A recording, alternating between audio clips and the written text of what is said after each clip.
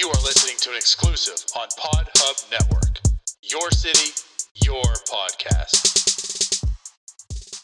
To the delight of this crowd, McClendon marches down the dugout steps with first base. McCutcheon's throw. The runner breaks to the plate. Here's the throw. Wow. He is out. The Buccos win.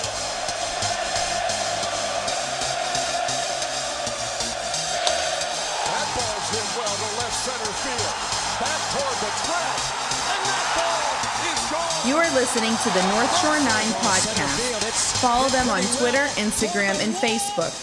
Also, make sure to watch NS9 Live every Thursday on Twitch and help support by becoming a patron. Let's go Bucks! Yo, yo, yo. Welcome to NS9 Live. I'm your host, Anthony DiNardo. With me, we have Tyler. We have Jim. It's Thursday night. There's no baseball, thanks to the Yankees. But we're here to recap the MLB Draft and the Pirate selections. What is up, everyone? What's up? Go Cards. Oh, God. We're not talking the St. Louis variety. Yeah, so after Henry Davis, there was a second Louisville pick. Nobody the Pirates. How about cares. that? Nobody cares. Hey, we're going to talk about him anyways. We will. What about you, Tyler? What's up with you? Why are we late tonight, Tyler? I'm busy. Why are we late? That's not an excuse, Tyler. Why were we late? Unlike you guys, I actually have work. No, that's not an And there excuse, are Tyler. some things that happen at work that cause you to be late. Like? You guys know I didn't know if I'd even be able to be on tonight. And this is a last minute thing. When did I text you? Yesterday? Or today? I don't know, Hank. I don't know. Hank says he sees Tyler made it. He made it, but he's not telling us why he was late. I still haven't heard a valid reason. I didn't realize we were doing this tonight until like an hour ago. I mean, I did send a text like this morning saying, yeah, I can do it tonight. You said you might be able to do it. A might is a 50-50 for me. I don't like to commit. I don't know what my life holds. I don't like to commit. Well, you're committed to work. That's why you're late. Apparently. Listen, we had a work party. I didn't know when I'd make it back. Bush light for Tyler. Cheers, all right, boys. guys. Whatever. You're here. We're all here. We'll throw it under the bus. Let's keep going. Welcome, everyone. I'm glad you're here watching us argue. But yeah, so I guess we're going to talk about the draft. Before I guess we should get into the draft, let's maybe talk about the events that happened this week in the All-Star game.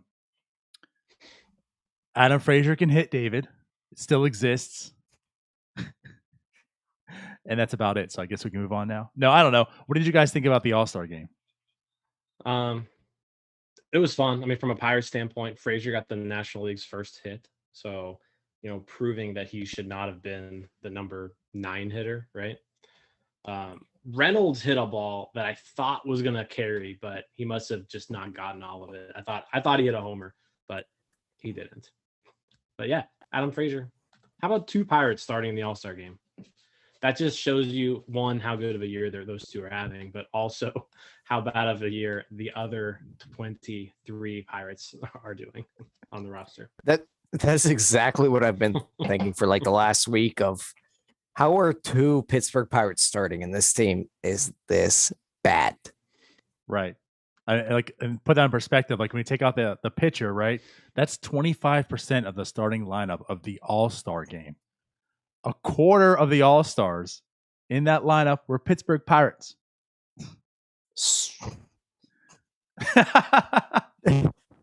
Like, that's how bad this team is. And neither of them are Brian Hayes. You guys are. So like right. when we keep talking about this top 3 of this lineup and how good, like they really are. And we're also talking about a team that's right now slotted for number 3 draft pick next year. That says a lot. Talk about stars and scrubs. You know what else is bad? Just we've rubbed on him a lot, but how do you think Derek Shelton feels? I have 2 starting all-stars, and I am like a 35% winning manager. I think he knows what it is. I think he knows the rest of the team is pretty bad. Yeah. Yeah, but at the same time, you got to look in the mirror and be like, I got 2 starting all-stars and I cannot win. Yeah, but then at some point, like, maybe I suck too. But at the same time, you also look at a lineup card and you're just sitting here thinking, I got Kevin Newman, I got Cole Tucker, I got who's this guy again? Ben, who did we pick up? I forget how you say his Nagelsky. Like John. He's just like, who do I got to put in here? Like, I don't know where to put these guys. So I get that, man, but at the same time, you've got 2 starting all-star guys, and at the same time, and you have the worst hitter in the. But I get in that, baseball. man. But we're talking about baseball. You should win a third of your games, no matter what.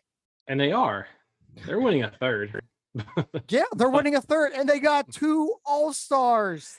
They also start. trotted out a lineup last week, though, where the 4, 5, and 6 hitters had all been DFA'd this year. Right. I get it, but at the same time, I don't think you get I'm it. a manager. Yeah, I do though. A manager should look in the mirror and be like, you know what? I should be a lot better with this team because I've got 2 dudes that are really good. I don't think he gets it, Jim. I don't think he gets it. I do get it. He doesn't. I do get it. I don't care how if they didn't bad the have rest those of 2 y'all are. all-stars, you'd be looking at the Diamondbacks. Oh, No. even worse than the Diamondbacks. But you Probably. have the 2 all-stars. And so you're the Pirates of You do. 2021. Yeah, so you're the Pirates. Yeah. Okay. Look, tell me Listen, tell me in seriously. about 2 weeks, you're going to really Yes. understand when Adam Frazier isn't on the team Right. also. I get that. I do get that. But has Derek Shelton not lost them at least a handful of games?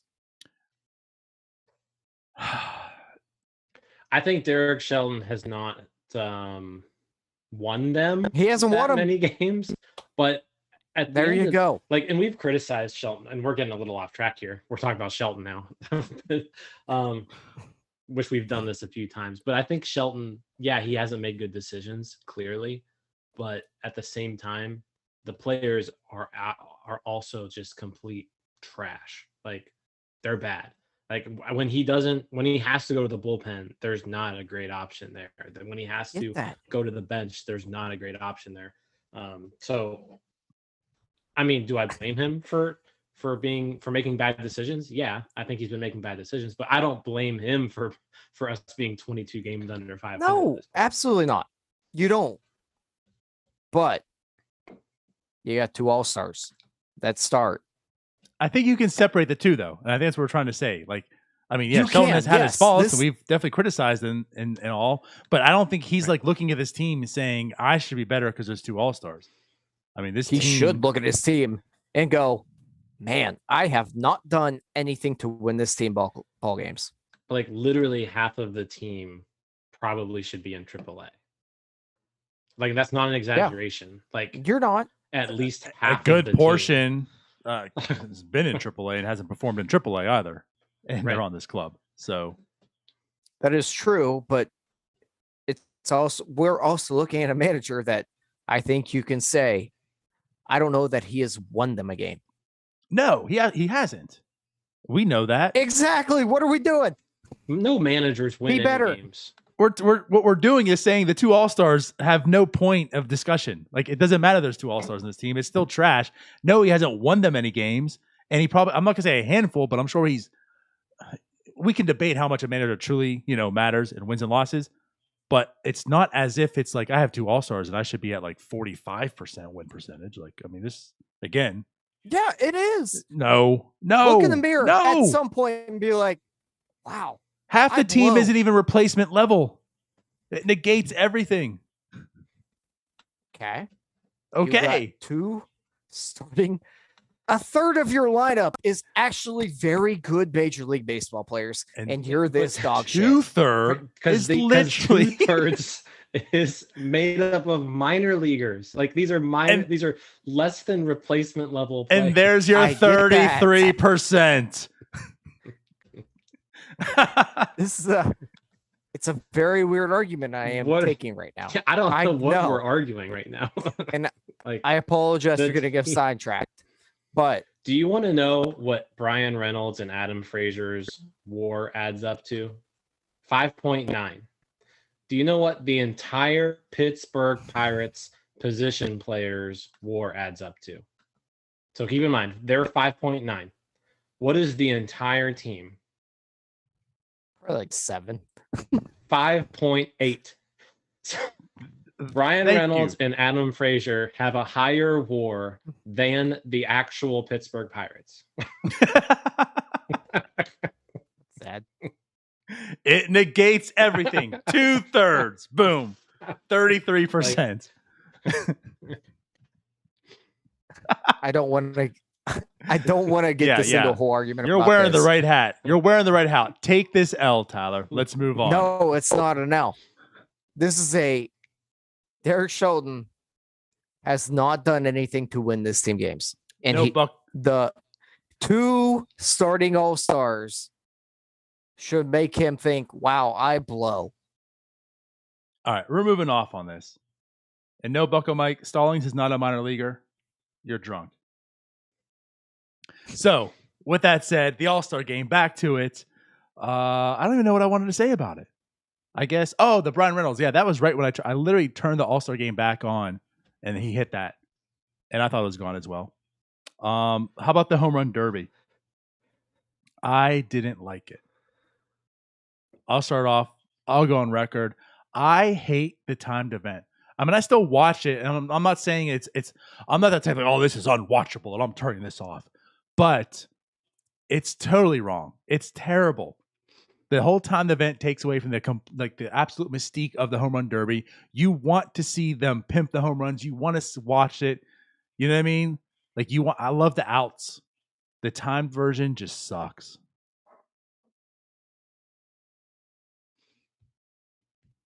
I'll let Tyler get his response out of the way. I didn't watch it. Dave Jouster, some great pitches. That's what I got for So, you. Yes, Um, MVP. I found it, highly entertaining. I look forward to it every year. I think it's a lot of fun. I think they had a good crop of players. It was fun. I enjoyed it. I will agree with you though that especially like the first round, like before they get too tired, right? And they're just up there taking hacks and they're taking 4 swings every 10 seconds. I agree with you that it doesn't it's not as good of a production for television, right? Yes. Because basically you had these guys launch a ball, and by the time it was halfway to the fence, another pitch was coming. So it was like, okay, well, what do I even focus on right now? Do I focus on this ball that I think has just gone 500 feet? Or do I want to watch his swing on this next pitch that might go 500 feet? So I agree with you. Timed event, I'm not a huge fan of. Maybe use the timed event as like what like the tiebreaker is. Sure. But I think the main part should be the outs. I like the way it was with that because you get a hold of one, you can follow the back, you get Chris Berman going back, right? And you don't have to worry about anything else going on. You just pay attention to that ball that was just destroyed and hit 500 feet, right? So I'll agree with you there. Still highly entertaining, but it's not made for TV as well as it was, I feel like, in the past. I didn't know where to put my eyes. Like you're saying, I mean, do I still watch this ball? Do I now focus on the next at bat? And by the way, how many home runs did you have at this time? I still don't know. And how far to go? Well, we don't know because ESPN wasn't putting it on there for some reason. So I was just all over the place. I didn't know where to focus on, what to do. I'm with you. Like it was entertaining. I still watched it, but they just completely they missed out.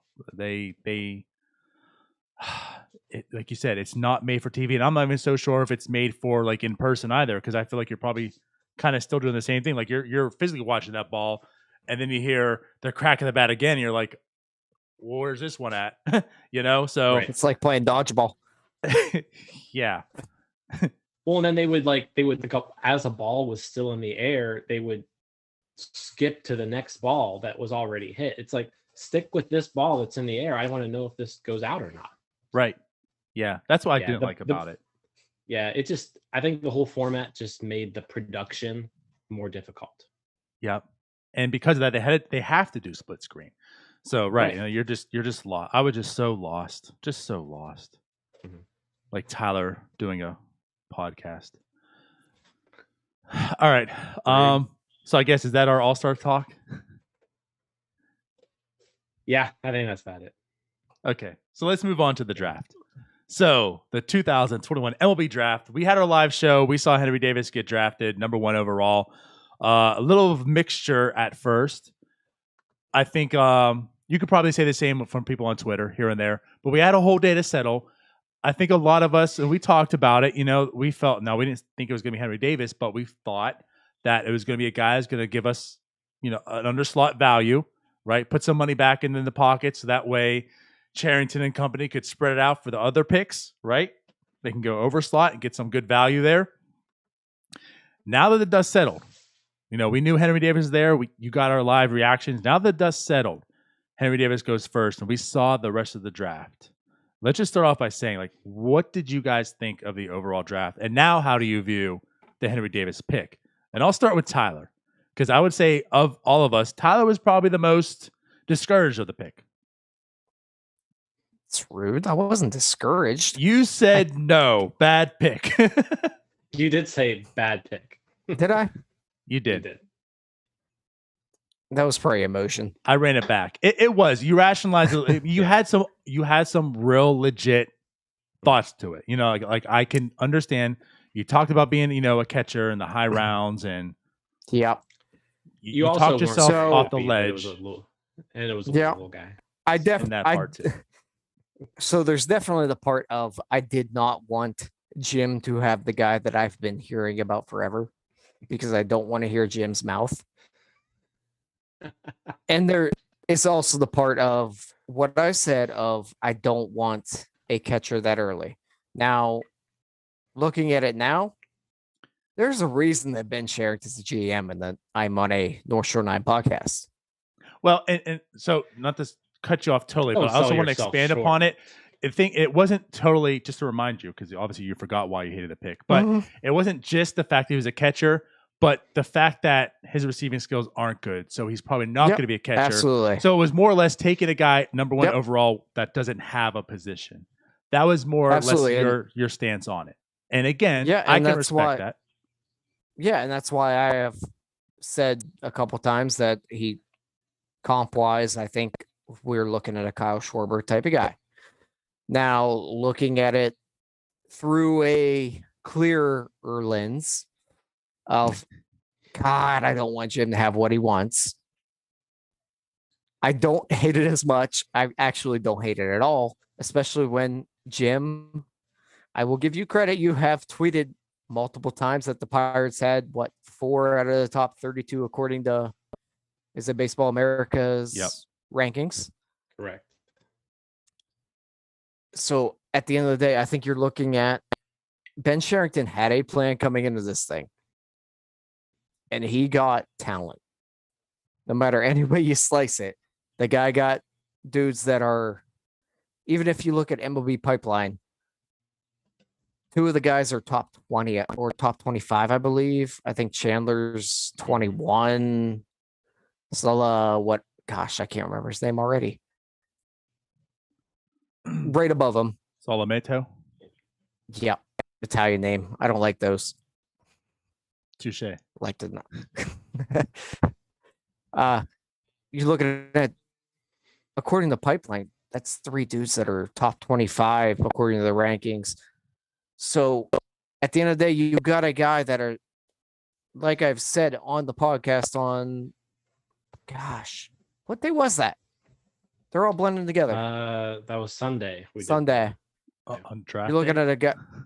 I know, but it's been a long week, Donardo. Some of us are busy and actually have to work.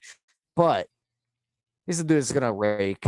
Like I said then, And then you're getting some very, very high upside players to go along with it that from all records are going to be very signable.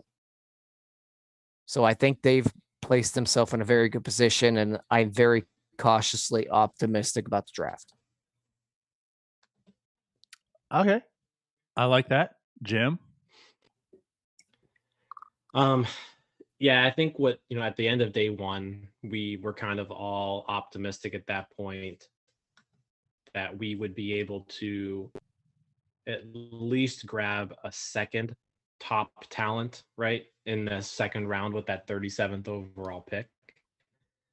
I don't really think anybody had in their wildest expectations or dreams that they would be able to go, Solometo, White, Chandler, right? Because Chandler, by the way, is someone we were all talking about, for that 37th pick. Right. So being able to pick Henry Davis first overall, and we talked about it at length on Sunday, right? Like the guy has upside. Like he absolutely belonged in the conversation for the first overall pick, right? Whether just from a pure talent standpoint, right? Not even talking about any of the other variables that go with it. But being able to take Davis first overall, basically it allowed them to go out there and just be able to really bully all the other teams. Like the other teams couldn't afford these guys as they were falling down, right? Jim, that's a really good way to phrase it, is they bullied other teams with their money. They did. That's exactly what happened. These kids, Bubba Chandler after the second round, I didn't think there would be any chance that Bubba Chandler would be even drafted at that point anymore. Because I thought it was done. Him? Yeah, it was done. I'm with you. But I assume. Yeah. I changed my Twitter name for the first time ever. It was either North Shore 9 or NS9 Live, and yeah. I felt like hey, it worked for Jim. He got Henry Davis, right? So let me do. I did Bubba Chandler consensus best best available, something like that. Yeah, yeah, whatever it was. Thinking that it's going to give him, and when it wasn't him, my mindset went right to they must have tried to negotiate, and he said, "I'm playing football." I thought the dream was over. Yeah. And I think, if you look around at all of these national, reporters, right? So, JJ Cooper, Baseball America, after day 2, he literally, they wrote an article on Baseball America.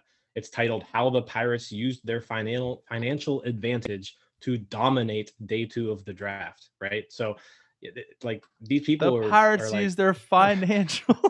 Yeah. MLB Pipeline wrote an article. These clubs had the best draft hauls. Number 1, Pittsburgh Pirates, right? Fangraphs.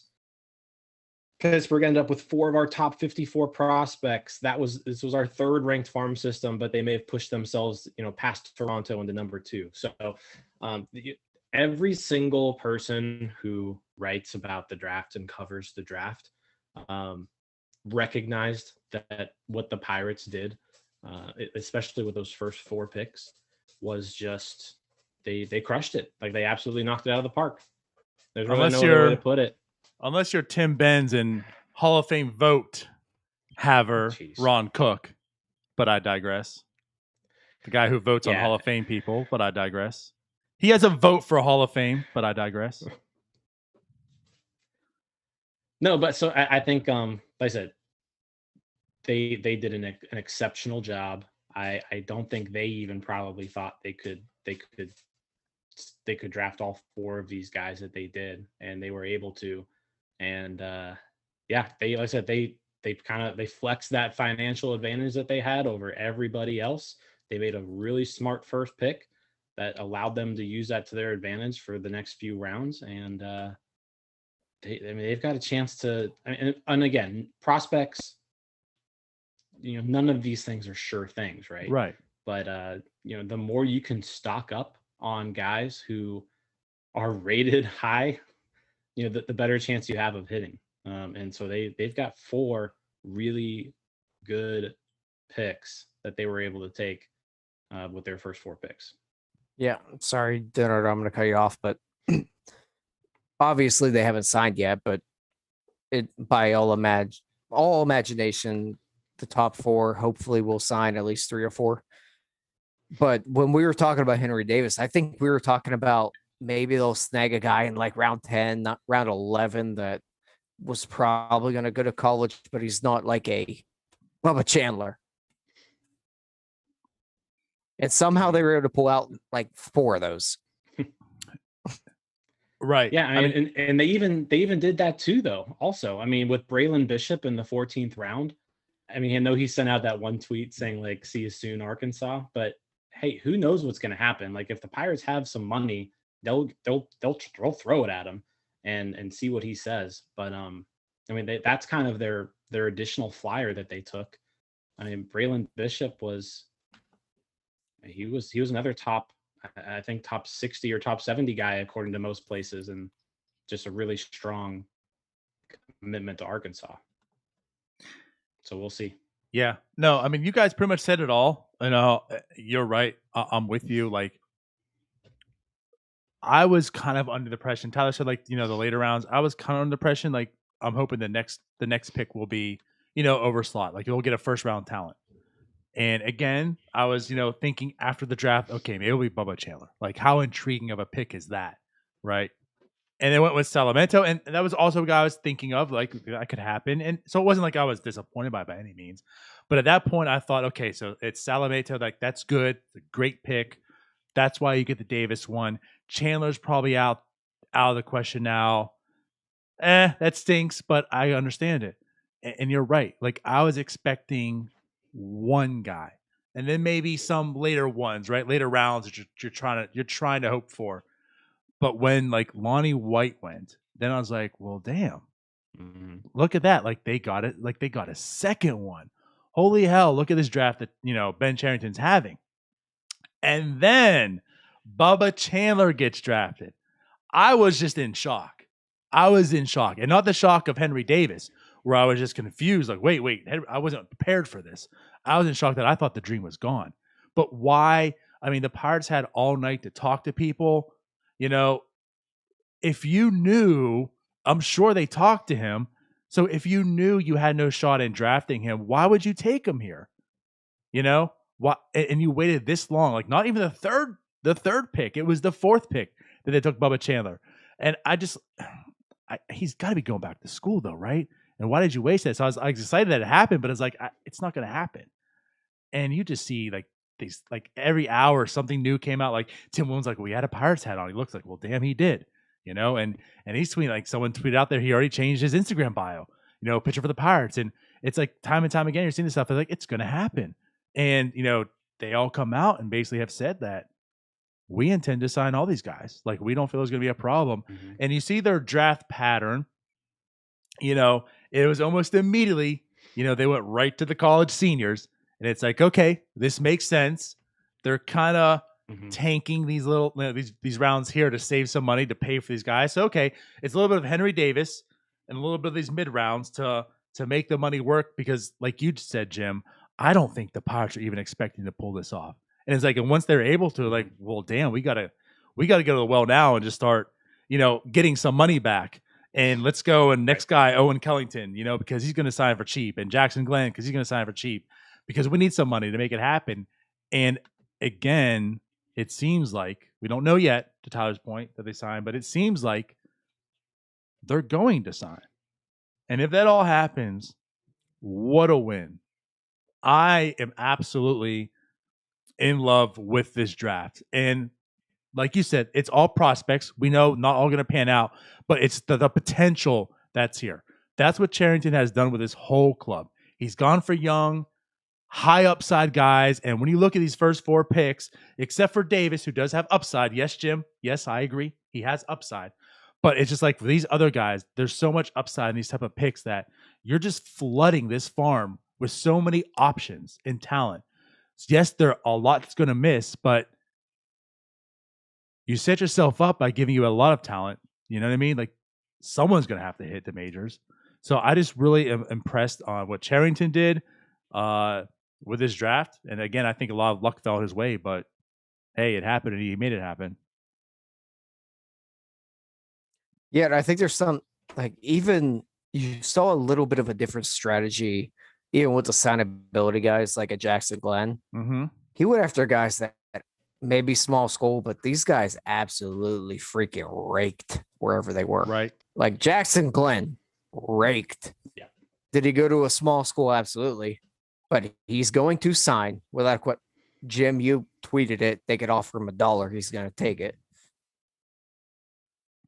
And it's not like the same with the Huntington regime where it was more high upside with college, I think. Guys that didn't put up the numbers in college, maybe played a middle infield position that like a Steven Alameda or a Connor Kaiser type of guy that hit under 300. Like he took dudes that hit the baseball. And I think you saw that with the Cardinals at one point too, back in the day when they got the Matt Carpenters, they got the Matt Adams, got small school guys that just hit a baseball and we'll figure it out. Yeah, and you brought up the college seniors, because that's just going to be able to free up a ton of money, because again, you could offer them next to nothing and they really sort of have to sign with you, right? So you can pretty much get their entire slot and bank that money to go towards those top guys.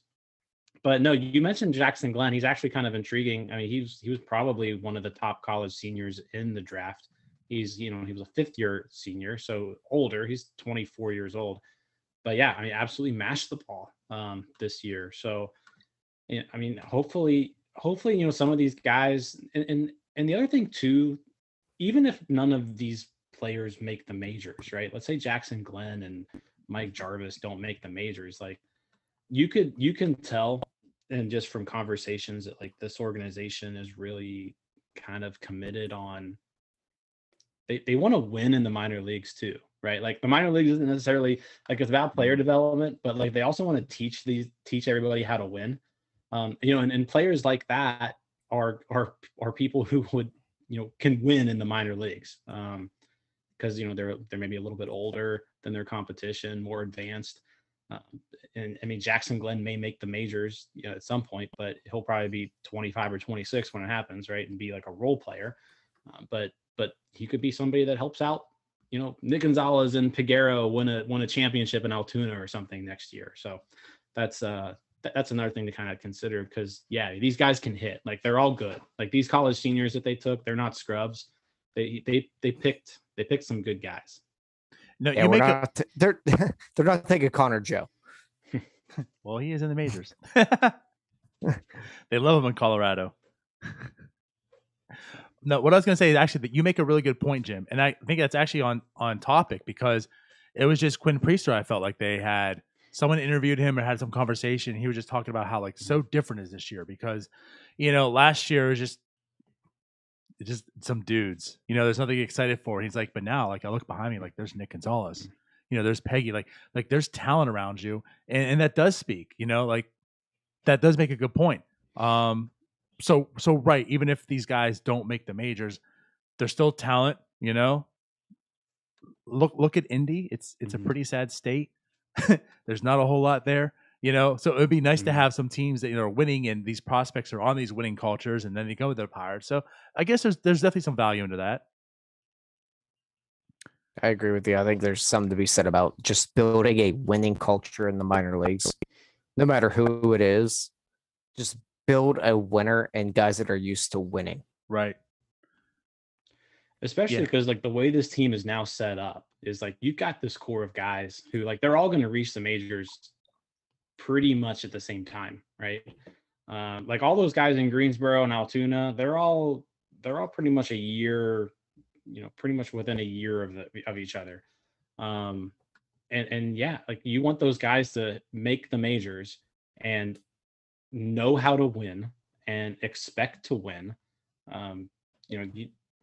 That's a lot of this is like, I mean, a lot of this is mental. Like in order to play baseball, like you've got to think you're a dude, right? Like, and you got to think you're better than the person you're facing. And so that's a big part of this going through the minors is, you don't want to be just getting your brains bashed and then go to a major league team and then lose. I mean, the ultimate goal of everything is to win, right? So yeah, get used to winning. Yeah, it's so lame to hear.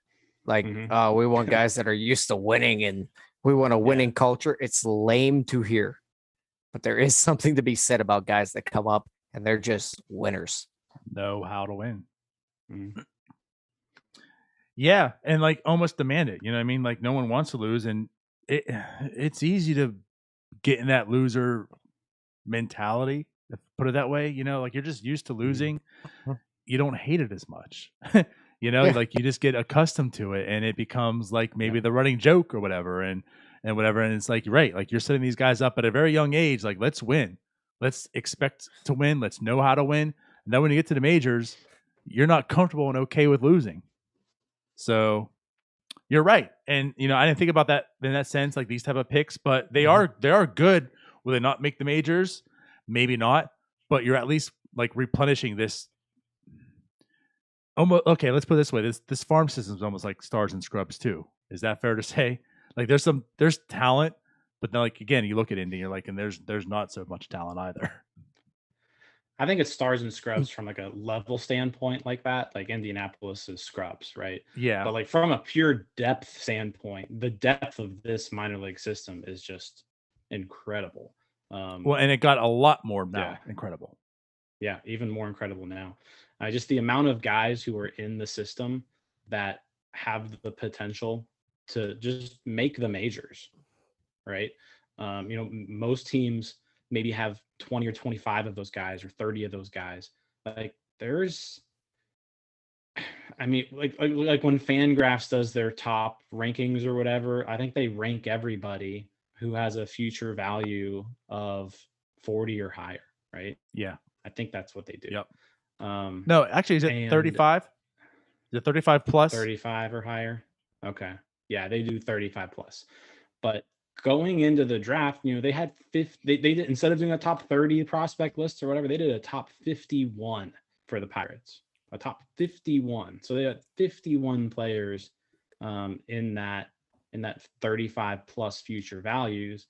Where if you're looking at, you know, those top farm, like I said, they had Pittsburgh ranked third. You know, the Rays have 62. So the Rays are kind of in that same boat. Toronto is 39, right? So there's just a lot of guys in the system. It's so deep. Yeah, AAA, not great, but the rest of the system's so deep right now. Yeah. I just, I don't want to make this like a love affair, but to call it like what it is. I mean, when you look at Cherington, I was a little bit nervous with a Cherington signing. And then I was nervous when nothing really happened that offseason. Like it was Starling Marte, and that was basically it. You know, there was no trade of Josh Bell, no trade of anything else. You know, we went into 2020, and I'm just kind of uneased. And literally, like what he's done since then, like honestly, like in a exact year's time, like even if you take out the Marte trade and just look what he's done from last draft to this draft with every type of move, right? Every trade, acquisition, you know, draft picks and such. What he's done to this farm system in just 1 year's time, honestly, is incredible. To me, it's incredible how much talent he's flooding here with how little talent the Pirates had to give away as well. It's not like you had prime Andrew McCutchen that you can get a haul for, you know? Like you did it with a struggling Josh Bell. You did it with a guy who came off his second Tommy John. You did it with a guy who, you know, a lot of teams were uneasy. You know, I shouldn't say a lot of teams, but there's definitely fans. People are uneasy about like, what is Joe Musgrove? Is he a top guy? Is he just a guy that sucks with his, you know, career ERA, however you want to look at it? You know, of course, I believed in him. I also believe in Chad Cole, so take that for what it is. But, you know, it's like he didn't have a ton of talent to give away to get a top, you know, all these guys. But what he's done so far has been pretty remarkable. So I got to tip my cap to him because I was a little bit leery. Even when he was making the trades, I was like, you know, I still see a little bit of Huntington. I don't know. I don't know. I'm not falling in love with these deals, you know, right away. But at this moment, like, I'm all in on Cherington. There's nothing that I can really say that makes me feel like he's not capable. I have doubts. What he's done so far has been really good. To play devil's advocate here, Huntington did have a top farm system. He did. While the Pirates were good. He did. I know he did. So it's yet to be seen, but I'm not discounting that at all, but all we have is data to date. And so far, Yeah. what he's done, all these guys are still in development. And I think I put that there on Twitter this week too. Like, we still have to see the development side, because I think it's been clear now. It wasn't so much the draft, right? Like, he could identify talent. It was what he could do after that and develop it, I felt was the real gap. I mean, it could be the same way for Cherington. We don't know. But so far, with all the information we have and what Cherington has done, I can't complain. no, you can't. No, you're right.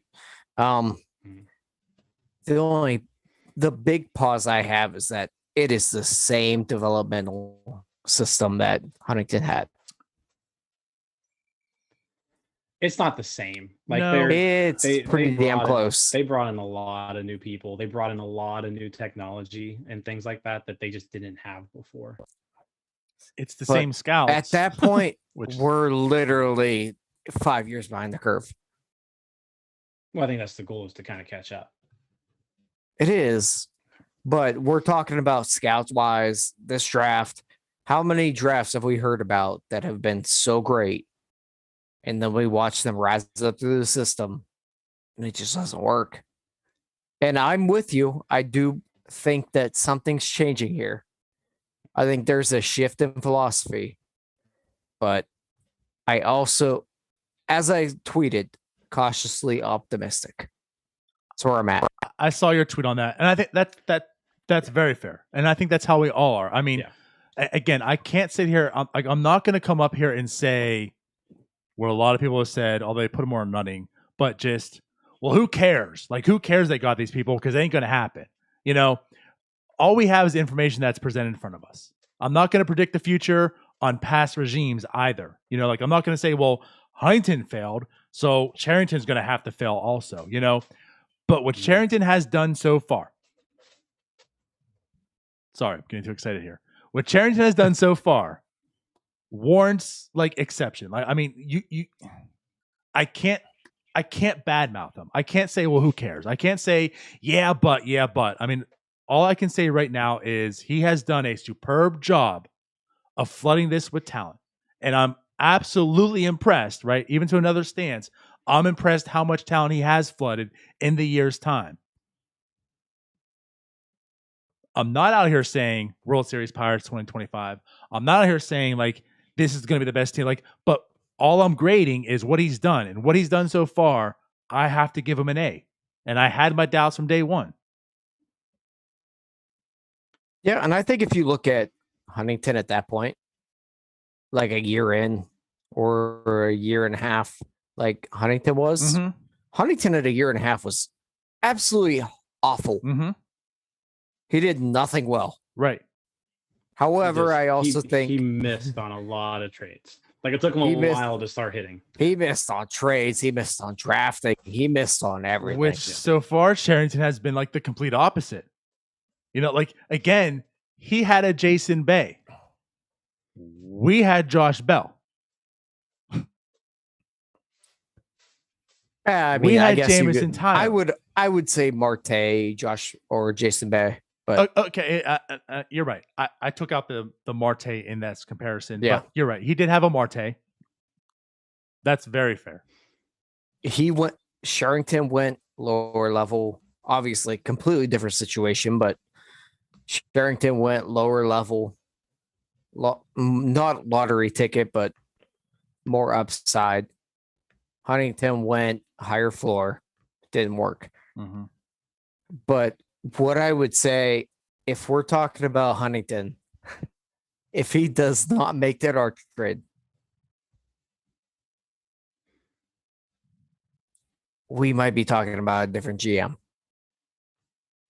If he doesn't make the arch trade, if we're talking about Hayes, Reynolds, Meadows, Glasnow, and it all works out, Musgrove here, it might be a different GM. But he did. And that was the final straw. this might be a topic for another show. Yeah. But Yeah. was the Archer trade a gift and a curse?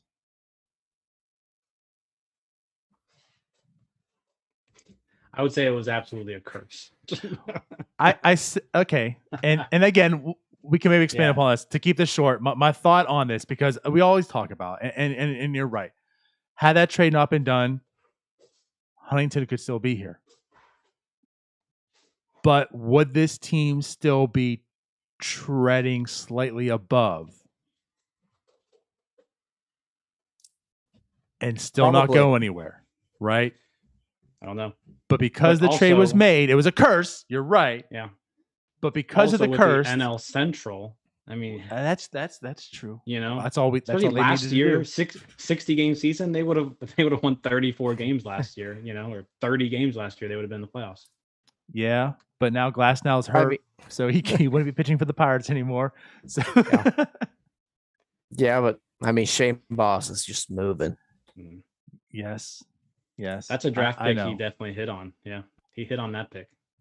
Would he even develop them? That's the question. He was already pretty good at that point too, though. Like, was he? Like when they traded him, I was not happy. I was not happy with that one, especially as a player to be named later. Yeah, that was bad. No, I mean, we can talk about that forever. It's in the past. It is what it is. It happened. Move on. I agree with what you said from like, if we're gonna grade Cherington to this point, he hasn't really done anything that I can complain about. He's basically, every decision he's made has turned out to be the best one. Trading Marte when he did worked out. Trading Musgrove when he did seems to be working out. Holding on to Frazier an additional year instead of trading him last year, that's worked out. The Tyone trade working out. So everything he's done so far has worked out. And like you said, he's brought in a ton of talent into this organization. There was already a decent amount here, but he has definitely just kept that pipeline flowing of talent into the organization. I think you could argue the Musgrove trade, but that's a conversation for another time. Yeah, I want to say that if there's one thing to pick on, it might be the Musgrove one. But fair. That's fair. I think like you're grasping at straws at this point. You know, in doing so, it still was a fine trade. I think at the end of the day, it could have worked out where he could have also kept Musgrove, right? Like think about Musgrove right now. If he's doing what he's doing there, what his value could be, it could have been a lot better than what we're getting back. You know, what we did get back then.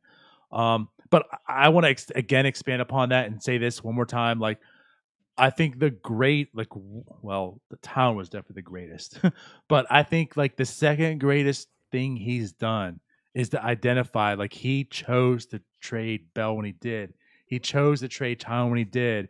Musgrove, we can argue, but he still did it, still got a fair return. He chose to keep Adam Frazier of all the people. And like, look what Adam Frazier's doing. He was in the All-Star game. None of those other guys were. He's leading the league in hits, right? He chose to keep Frazier. And so like, what a clutch and ballsy move, I feel, to do so. That's the guy he chose. And look at the season he's having. And I'm sure going to expect a haul in the sense of Adam Frazier hauls, a haul for Adam Frazier. And we sat here and argued about Josh Bell and him being the same as Neil Huntington because he got Will Crow. Yeah. Again, I had my doubts. I sat in this seat going, he's the same as Neil Huntington. Eddie Yain, he seems interesting, but lame. Right. What a terrible Christmas day that was. Christmas Eve. Yeah. That was Christmas. Was that Christmas Eve or it was the Eve? Day before? It was Eve because I remember I actually did it on lunch while I was working. I told Tyler, "All right, I'm taking lunch right now. Let's go record."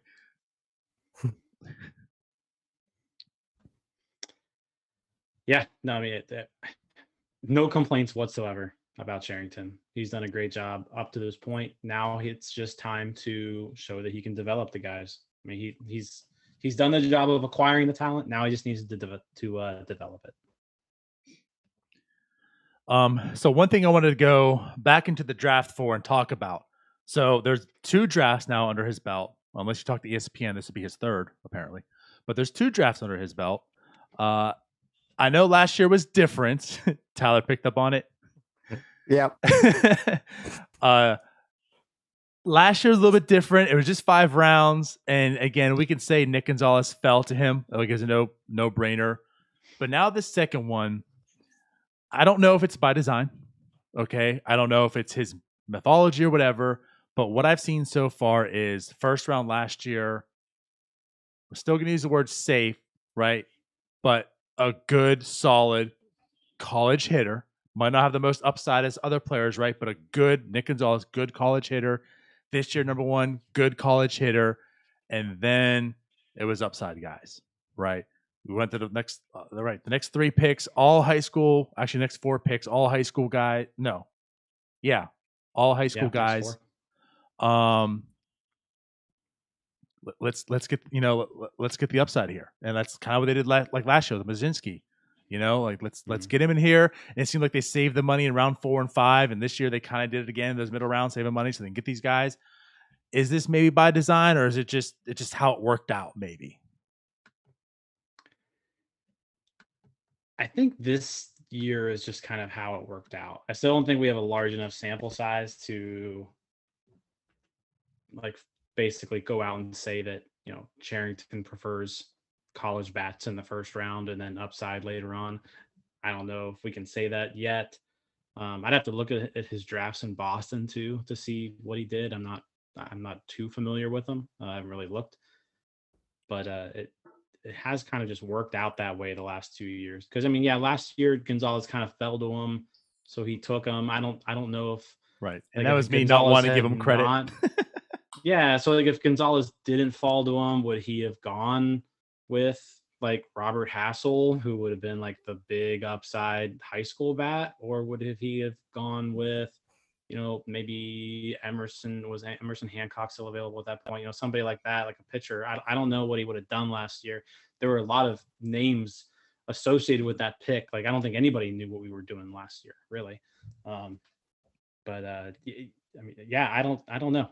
Zach Veen, I think, was another name that we were kind of attached to, but yeah, I'll just give him one more draft before we kind of give him a kind of like a title of, college bat first. Title. I don't know, but yeah. And I'm with you. I know it's small. That was something, of course, you just kind of notice, right?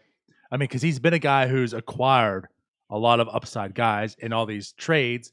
But we look at the draft, each first round pick was a college bat. So I just found that to be interesting, and again, especially this year, we're tied to all the young shortstops. And then Cherington comes out and says, jokes on all of you.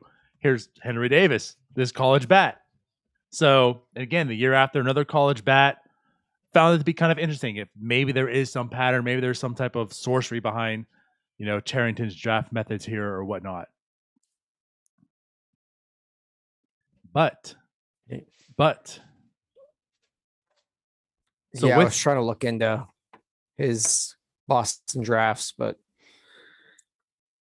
obviously things can change. Right now, I think, at least for this draft class, he was looking at guys. What I think he's looking at is guys that he's looking at one player at least that can mash and play at the major league level. And then we'll figure it out from there, which I don't think is a bad strategy. But that's what I've kind of gathered from these last 2 draft classes, which have been really weird because they have not been normal. But that's kind of where he's gone with it. I think this year was like a perfect storm too. Like, everybody was talking about how deep the high school class was this year. Right. And it just worked out perfectly for the Pirates that they were able to take that college player first, get an underslot deal, which it sounds like they're pretty close to signing him. They're already talking. It seems like they're pretty close, according to reports today. And so Heyman said like substantially below. So it's like, I wonder how much money he's taking. True. So like getting that locked up, and then just the amount of depth this high school class had, they were able to just load up on all those high school players with a bunch of upside. it just worked out perfect for him. So, draft's complete. I know we hit on this a little bit, but again, Henry Davis is the pick. After that, it seems like most guys are going to be here if they come up here, years away, right? It's not in stuff. Like the next picks are all you mentioned high school guys. So unless some college bat rises rather quickly, right? Whether it's Jackson Glenn or whomever, probably going to be some years away. So next year's 2022. Year after that's 2023. You can imagine Henry Davis is going to be here. Nick Gonzalez is here. I mean, also, is this a true message that like Ben Cherington says we're going to start winning some games soon? I think you'd hope so, right? I know. Again, we talked about a little bit, but like, yeah, but I mean, I think you look at a Brian Hayes and a Brian Reynolds window, and you think this is it. I need to get some talent up there now. Is that his draft philosophy? No. But did it have something to do with it? I think it might have had a little bit to do with it, where I need more talent up there as soon as I can. Whereas you draft a Marcelo Mayer and we're looking at 2025 and we're trading Hayes and Reynolds. Yeah, it's going to be interesting to see how this offseason goes. Again, like we talked about in previous shows, but yeah, I mean, I think you at least start adding complementary pieces next year to at least just not suck. Be competitive next year, because again, I don't think you can go through and waste a whole other year of those two. Because then that's 3 years basically you're throwing down the drain between last year, this year, and next year if you're just punting again. So what is your weekend after the draft prediction for next year? Do you think I know you said it and I'm with you. Do you think Charrington's going to do that? Like, do you think he's looking at this club right now, and is there a real chance that they might add next year? Hey, we didn't. I don't think we said it on here. Maybe we did. Jock Peterson was officially traded. Like the Cubs are officially like blowing this thing up. We know the Cardinals aren't that good, right? The Reds aren't that good. Milwaukee's really not all that good. Like this division is not that good. There's a ton of guys in this system right now. And let's also couple this right with this topic here. Jim's the one that brought it up. There are 10 guys, right? Correct me if I'm wrong. 10 guys that are Rule 5 eligible next year. Yeah. There's a lot of decisions that has to be made about this major league club as well. Like, is this team also going to be looking to trade away talent to acquire talent next year? Does he look at this and say, like, let's do something here in 2022? It's not going to be World Series Pirates, but can they and should they? Like, do you think he's really going to do it?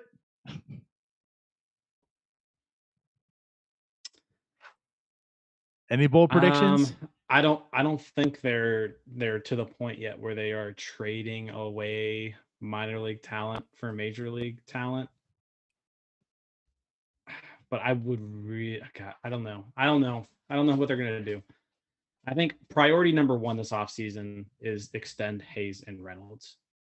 I think that's first priority, is to extend them. But then if you extend them, you got to give them something next year. I don't think they're even going to sign an extension if you just say, okay, well, we want to sign you to an extension, but we're going to suck again. I don't know how interested they would be in that. So maybe you sign them to extensions, and part of that is, okay, hey, if we can lock you down, it's go time right now. That could be part of it. I would love that to be the case. I think most fans would love that to be the case. I mean, it's not fun watching a team lose 2 out of 3 games and lose, go on 6-game losing streaks every other week. But it is part of the carrot also, like it's go time, yeah. and then can Brian and Reynolds come back and say, well, if it's go time, well, why is Shelton here? And then Cherington says, okay, so Shelty, you're also gone. Because that I has think to the thing happen with then too. Shelton- If it's go time, Yeah. then it's also go time for him, right? So I think you give Shelton like 1 year of like Not if that it's go time. time. Not if it's go But- time. No, I know. But my one thing I will say about Shelton, and I think it was, Pat Lackey brought it up on Twitter the other day. Like, yeah, the decisions have been bad. But the one thing you can't say about this team is that like they haven't given up. Like this team goes out there and they battle, right? Which you couldn't say that, right, about the 2019 Pirates at the end of Hurdle's tenure. Like that team just flat out gave up, right? Yeah. This team, as bad as they have not given up. There, you will not see these guys just give up. Are they bad? Yeah, but they're at least trying, which I know isn't like a high standard for professional sports, but you know what I mean. I think Jim's brought up the point multiple times about next year being like a 2011 Pirates type of year where they really need to show something. And whether that be calling people up, doing whatever needs to be done, but they need to show something or else, like you guys said, it's probably Shelty time to be done. Mm. Yeah. I don't know. I just, if you talked to me, like after last draft, I probably just would assume like next year's is another. I'm looking at this year like they're gonna get like try for them one pick, and the next year after that, probably get close to it as well. But it's like the more and more I see, and again, I guess it's to Cherington's ability, I guess, right? Like he's forcing the hand. Like you're looking at this club, you're looking at everything, and then of course the landscape of the NL Central. It just seems more and more like it's go time. Like it's coming closer and closer because they're being forced to do it. The talent is coming. There's a lot of it here. As Jim says, it's all bunched up.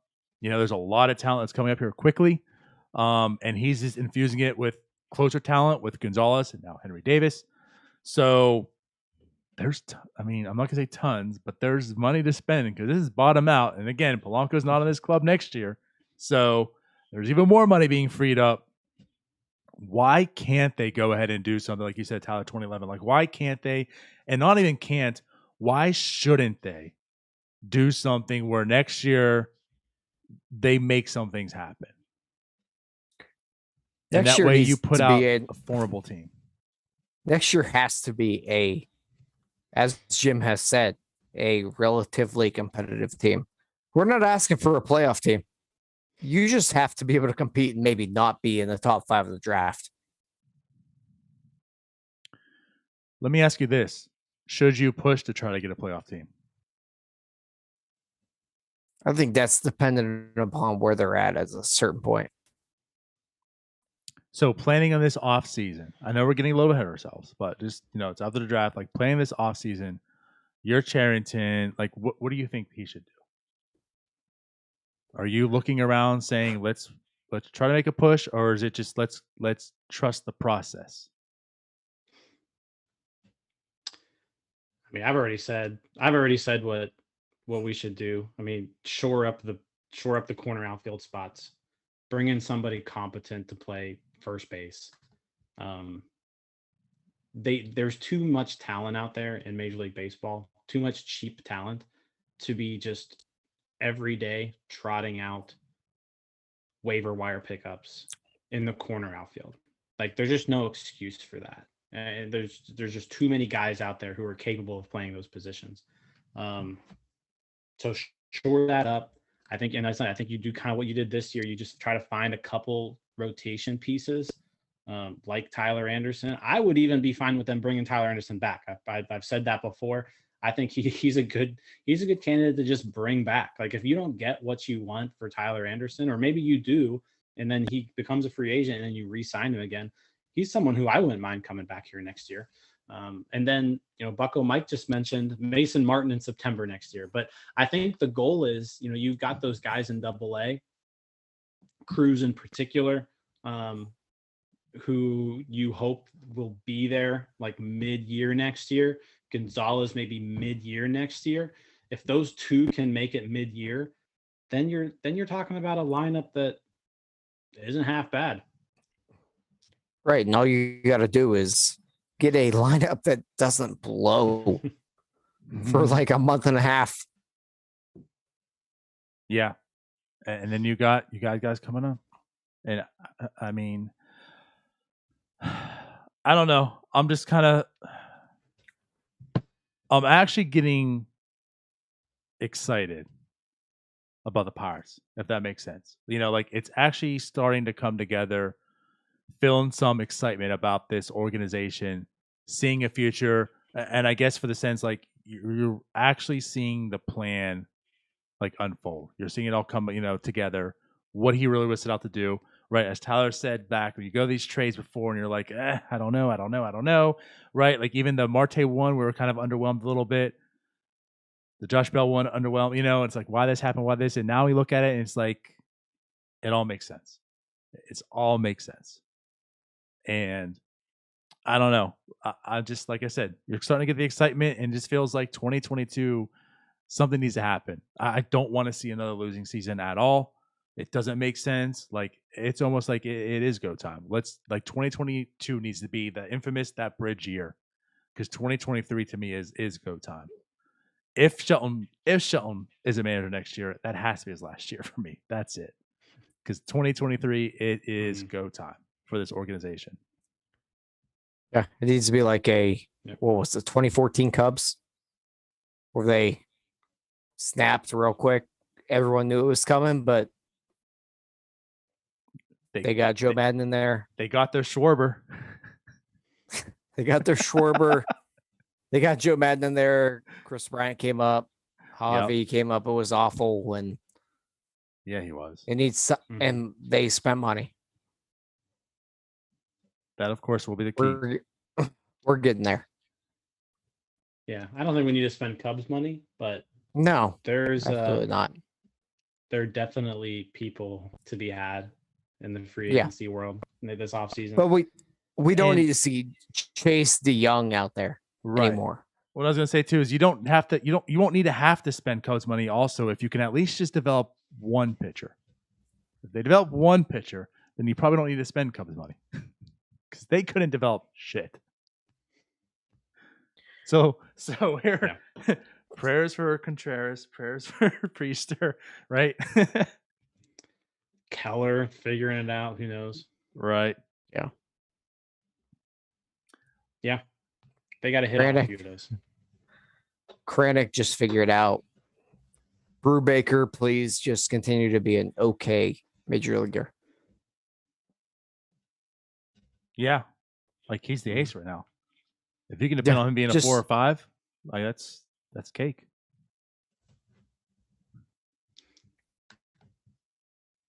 All right. So we want to wrap this up here? Let's wrap it up. Yeah. Any last thoughts, words on the draft?